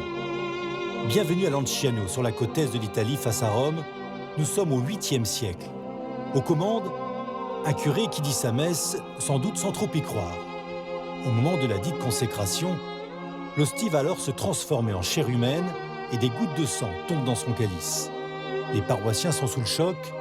12 siècles plus tard, la science l'est aussi. En 1973, des experts de l'OMS examinent l'incroyable relique. Les conclusions sont formelles. Il s'agit bien d'un bout de chair humaine qui provient d'un tissu du myocarde d'un cœur humain. Lourdes et ces miracles n'ont rien inventé.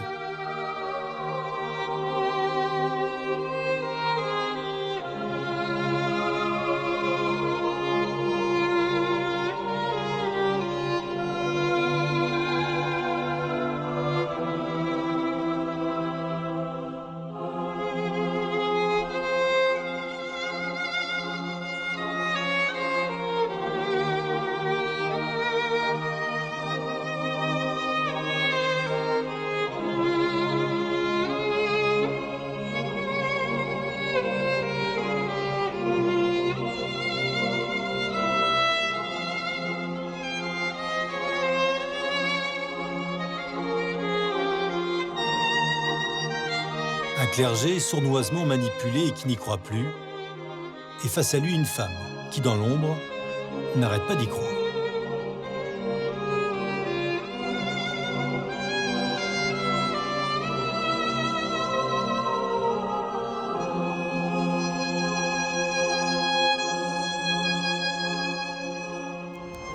Qui détient les clés de Saint-Pierre? Quelle marge de manœuvre pour l'évêque en blanc? Le pontificat de Benoît XVI est-il victime d'un complot visant à le déstabiliser? C'est en tout cas un scénario digne d'un roman d'espionnage qui se dessine depuis quelque temps avec cette fois non pas uniquement des rumeurs mais des faits. Le majordome du pape a été arrêté. Il est soupçonné d'avoir permis la diffusion de documents confidentiels. Une tempête à laquelle devait sans doute se préparer le cardinal Ratzinger, devenu Benoît XVI. C'est lui qui, 10 ans plus tôt, donnait avec le cardinal Bertone la version dite officielle de la 3e partie du secret de Fatima. Au « N'ayez pas peur » de Jean-Paul II, Benoît XVI répond par « J'ai peur des loups ». À cette époque, en 2005, il parle de souillure au sein de l'Église. Il parle des loups qui guettent. Il a des images qui sont absolument incroyables. Quand il parle de cette barque de Saint-Pierre qui est chahutée dans la tempête, on se dit, mais quel pessimisme! En réalité, on va comprendre que ces pensées-là, il va les garder jusqu'au bout. C'est d'ailleurs probablement ce qui va lui permettre à lui de réagir plutôt bien, il faut reconnaître, à tous ces scandales qui lui tombent dessus, et notamment au grand scandale, le plus important de tous, celui de la pédophilie. C'est Benoît XVI qui va mettre un terme à cette affaire avec beaucoup de mérite. Au coup de tonnerre médiatique et planétaire, à l'annonce de la mort de Jean-Paul II, va suivre le coup de foudre, violent et localisé, à l'annonce de la démission de Benoît XVI.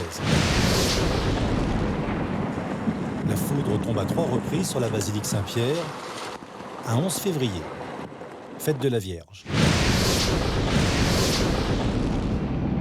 En résumé, en 33 ans, le monde catholique a donc connu un pape qui aurait été assassiné, un autre qui n'aurait jamais dû survivre, et un 3e qui démissionne.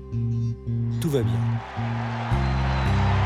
Je comprends alors mieux la prudence de son successeur. À sa place, je ferai attention où mettre mes pieds. Son premier acte public, demander à la foule de prier pour lui. Le ton est donné.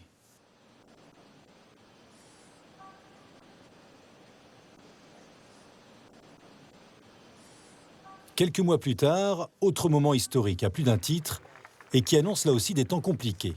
2 papes sont réunis côte à côte pour implorer la protection de l'archange Saint-Michel sur la cité Saint-Pierre. Une figure qui, selon la Bible, participera au combat final de la fin des temps entre le bien et les forces du mal. On ne peut pas faire plus explicite. La bataille finale est donc bien annoncée. Si ce même archange fait toujours la joie de millions de touristes en France, grâce à des sites exceptionnels qu'il a réussi à faire construire par l'homme, il est peu probable qu'ils soient aussi nombreux à connaître sa véritable vocation.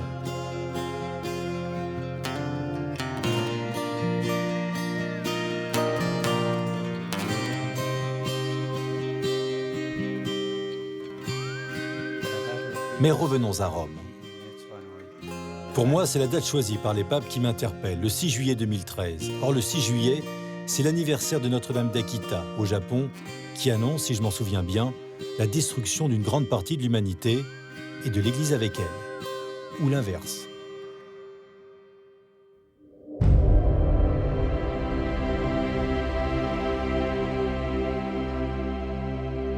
Depuis le début de mon enquête, j'ai comme une impression bizarre, celle de ne pas toujours être le maître de mon investigation.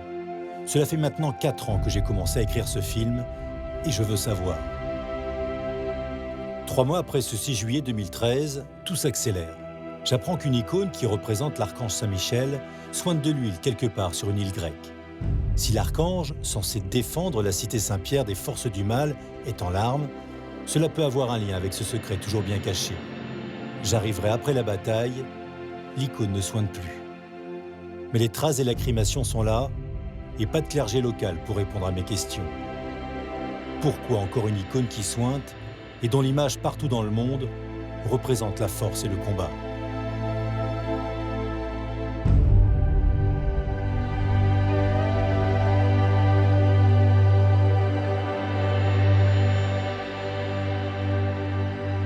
Pourquoi Rhodes?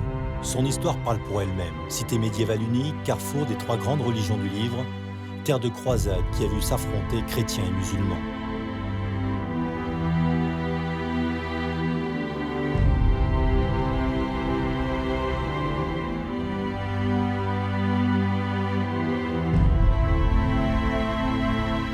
J'en profite pour rendre visite à une personnalité qui habite cette île. Elle s'appelle Vasula Riden. Depuis 28 ans, elle parcourt le monde pour inviter l'humanité à se réconcilier avec Dieu. J'en avais déjà entendu parler quand j'étais chroniqueur religieux au quotidien Ouest France. Son histoire étonnante sera bientôt portée au cinéma, celle d'une ancienne mannequin, championne de tennis. Elle me reçoit chez elle, j'étais juste venu la saluer, sans penser un seul instant que notre conversation allait me laisser sans voix. I was invited with other people on the 26th of November 1992 for a International Marian Convention. There were Father René Laurentin, Father Michael O'Carroll, and other priests as well. There was Cardinal Vidal as well.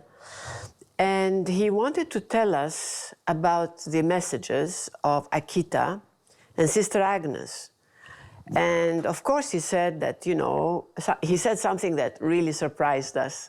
That was that when he went to Rome to bring the messages of Akita for investigation, he encountered Cardinal Ratzinger, and he talked to him about Sister Agnes and the messages, and Cardinal Ratzinger said to leave them with him, and he would read them to see what he can do.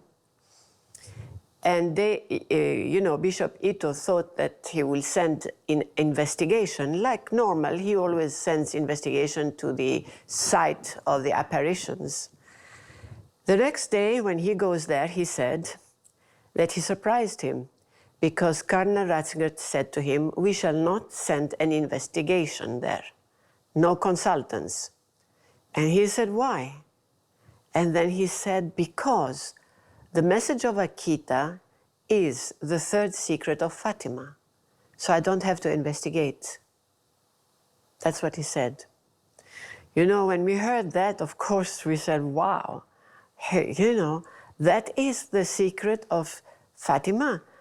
And, I didn't hear it, we didn't hear it from another source, like, Bishop Ito said so and so, because I wouldn't have believed, But I heard it from the mouth of Bishop Ito, and so did the others, that there will be no investigation because it's not necessary It is almost word for word the third secret of Fatima. Je contacte aussitôt les 2 autres témoins pour vérifier l'information. Ils me donnent tous les 2 la même réponse. C'était il y a très longtemps et ils n'ont plus la mémoire précise de l'événement. Le cardinal Vidal ne veut pas interférer avec les affaires du Vatican, tout est dit.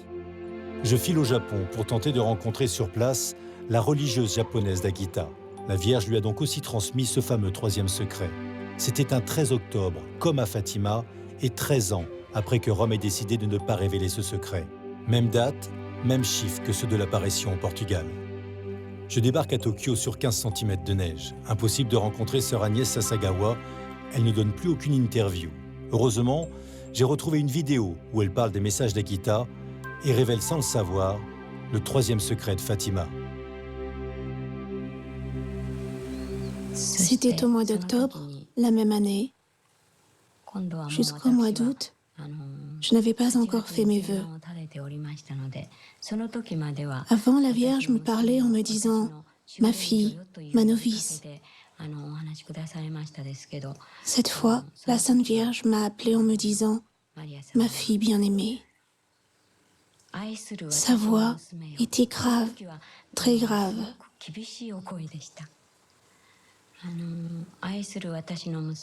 Ma fille bien-aimée, fais bien attention à ce que je vais te dire et informe ton supérieur.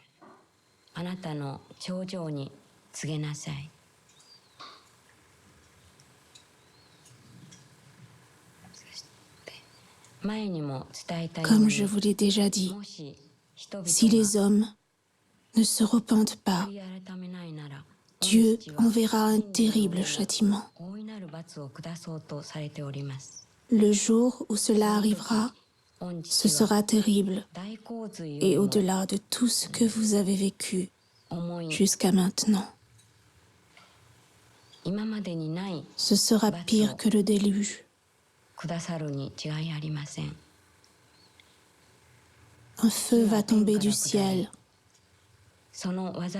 La plupart de l'humanité sera détruite.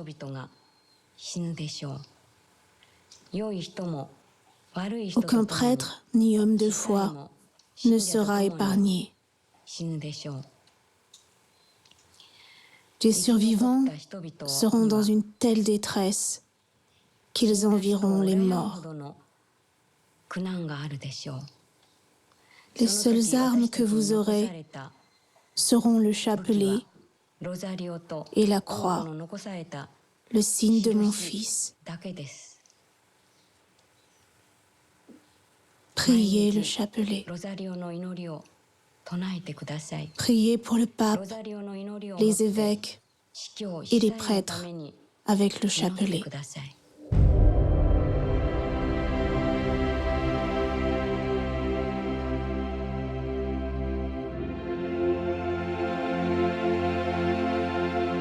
C'était donc ça. Très loin des révélations du Vatican, le 3e secret annoncerait donc un fléau plus effrayant que le déluge, une guerre interne au cœur de l'Église et la persécution des chrétiens qui, elle, a déjà commencé. Ce qui correspond à ce qu'avait indiqué le cardinal Ratzinger en 1984, évoquant les messages d'autres apparitions, sans toutefois préciser lesquelles.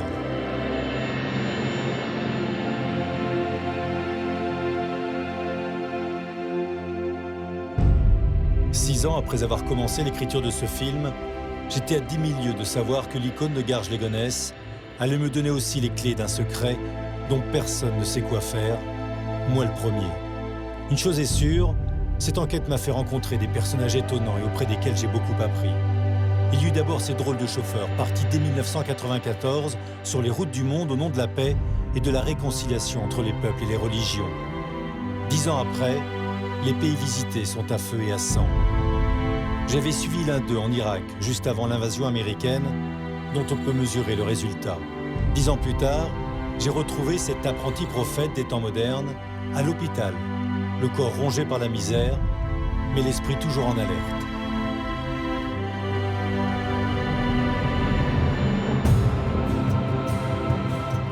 Il y a beaucoup de chômage en France, il y a beaucoup de chômage dans le monde, mais je crois qu'il y a bien plus de chômage dans le ciel parce que le nombre d'anges, c'est plus nombreux que les étoiles. Pas des milliards, mais des myriades. Et on diminue de les appeler. Dans cette aventure, j'ai été surpris de découvrir ces métiers que je croyais disparus et qui refont soudainement surface dans nos sociétés numérisées. Je suis un mouleur de vierge, j'en ai moulé beaucoup. Et mais il y a un moment où ça s'est arrêté et là je reprends. Je ne suis pas mécontent de reprendre et de continuer ma route vers le paradis. Et que dire aussi de ces nouveaux ambassadeurs de renom qui s'enferment en prison pour tenter d'ouvrir un autre ciel à ceux qui l'ont déjà perdu.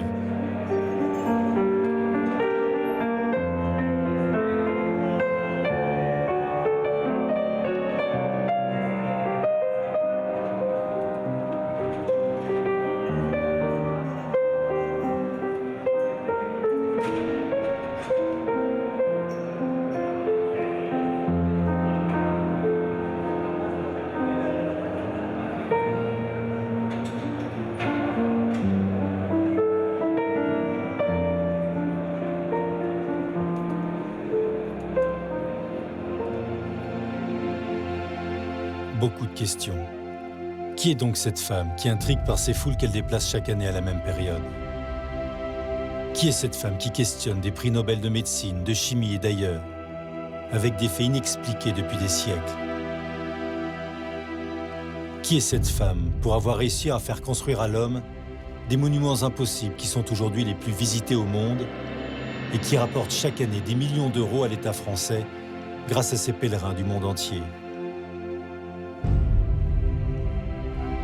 Qui est cette femme capable de rassembler des chrétiens, des musulmans, des hindous, des bouddhistes, et dont la médaille se distribue à 1 milliard d'exemplaires? Qui est cette femme qui réussit à faire danser des descendants d'Aztèques et qui pleure en Occident depuis 2 siècles?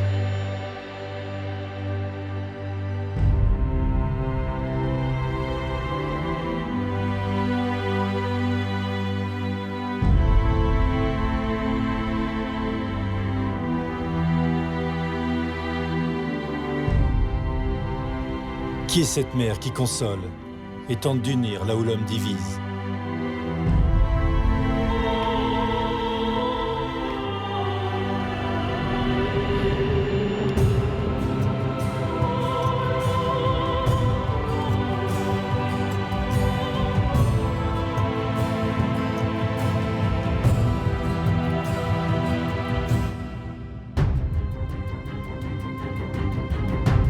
Mais il me reste une question. À quand la réalisation de ces prophéties catastrophiques?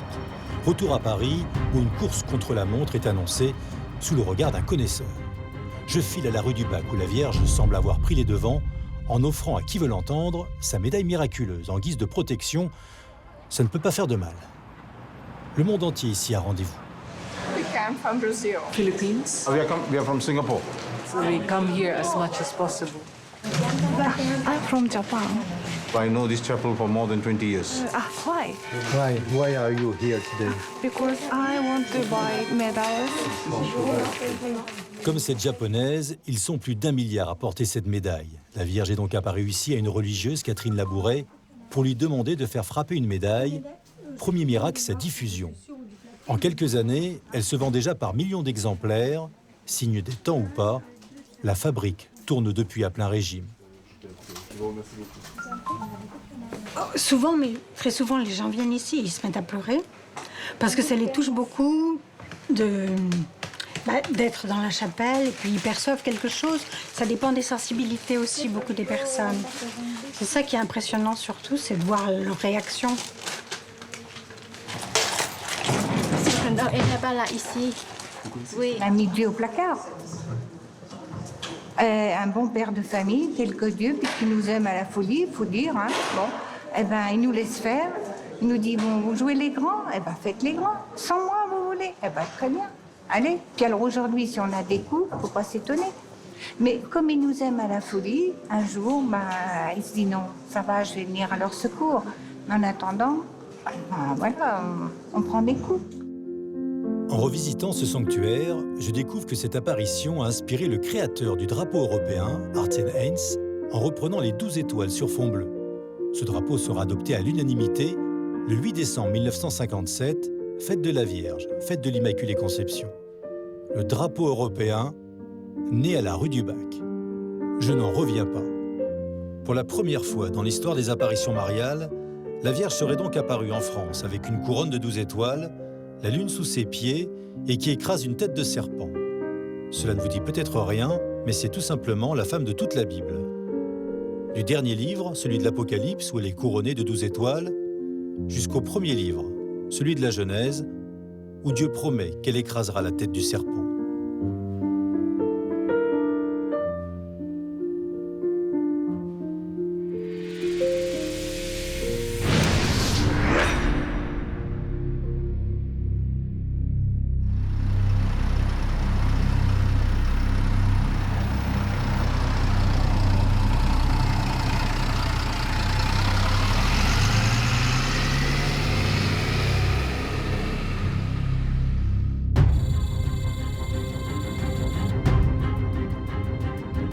En Israël, il y a du nouveau.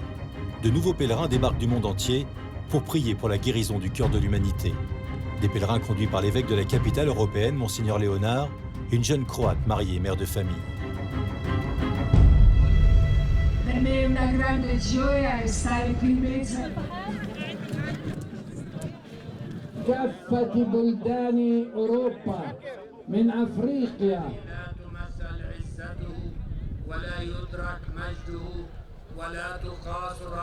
Une prière commune dans un champ de Galilée, là aussi c'est une première. Des chrétiens inquiets et sous l'œil bienveillant de leurs aînés. We have to pray together that this star will give us everything that we need. And it can't be only with countries, that every country thinks about herself and everyone thinks about himself and so on. Now there is politics in religious. They have ego, and ego doesn't go with religious. Face au mur qui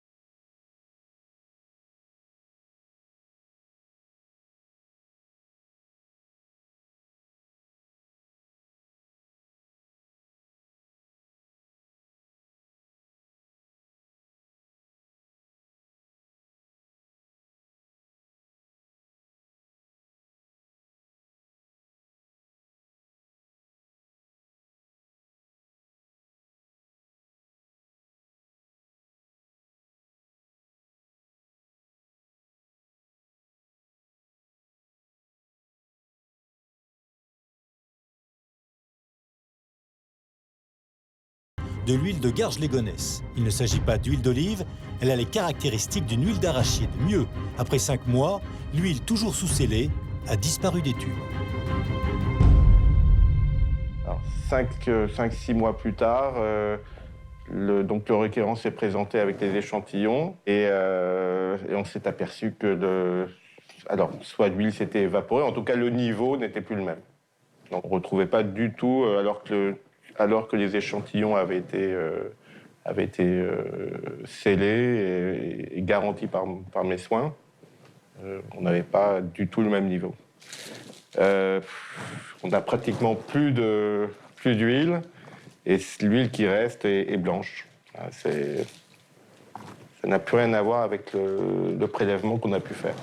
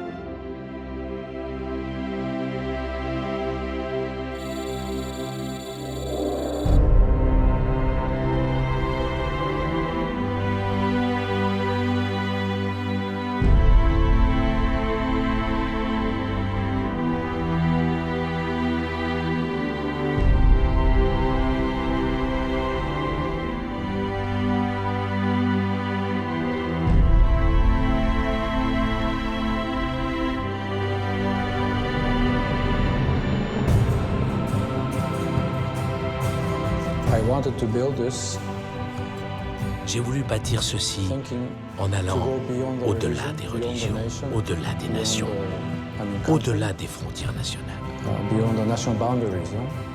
Nous devons nous unir.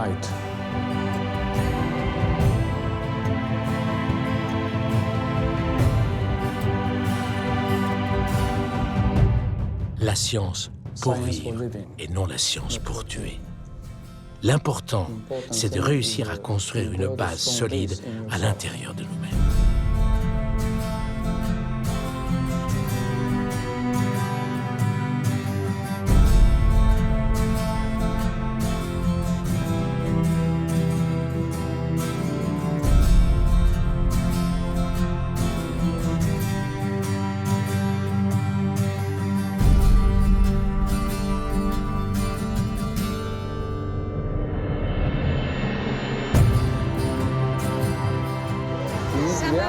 Sa maman a fait les premiers œufs.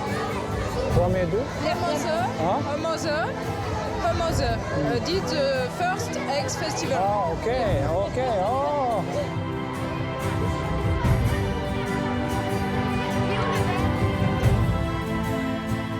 Je crois que je dépose au fond de leur cœur une petite graine et qui sera là à jamais. De retrouver des copains qu'on n'a pas vus de très longtemps.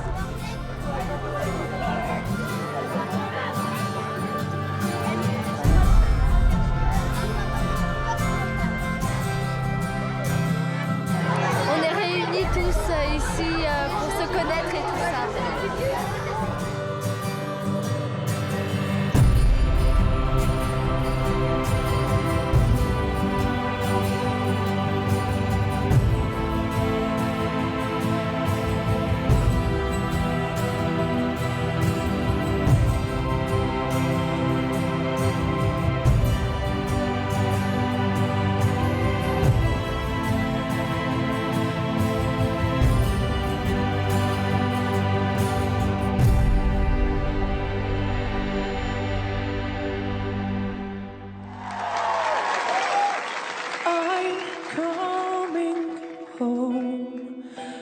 Broken-hearted and I need time to shelter. I need your love, a hand to hold, a heart to heal, a voice to help me through. When hope is low, you find the words to make me feel much better. When I've had enough of all tears and all the hurt. I can count on you, only you.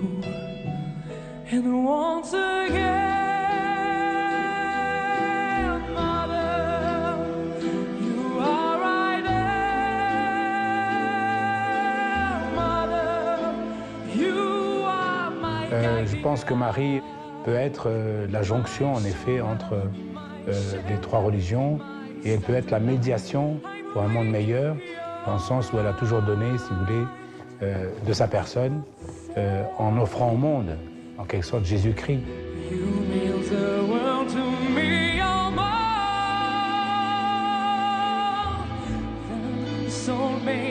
And you should know, oh, you should know, I'm so hopeful and so thankful that someday soon I'll shine like you and once again,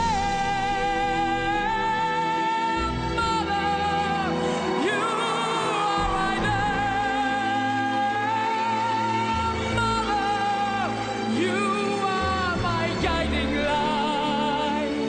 My shoulder, my shelter, my satellite. I'm weak, you're bright. Give me your strength,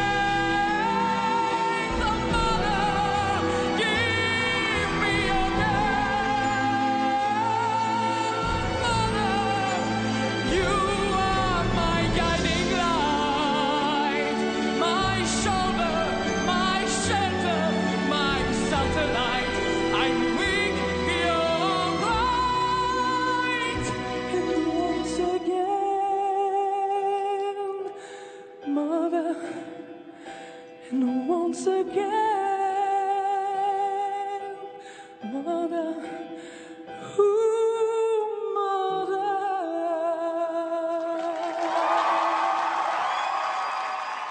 We had two courses. First one was Hiroshima, 160 kilo, and second one was the Nagasaki course.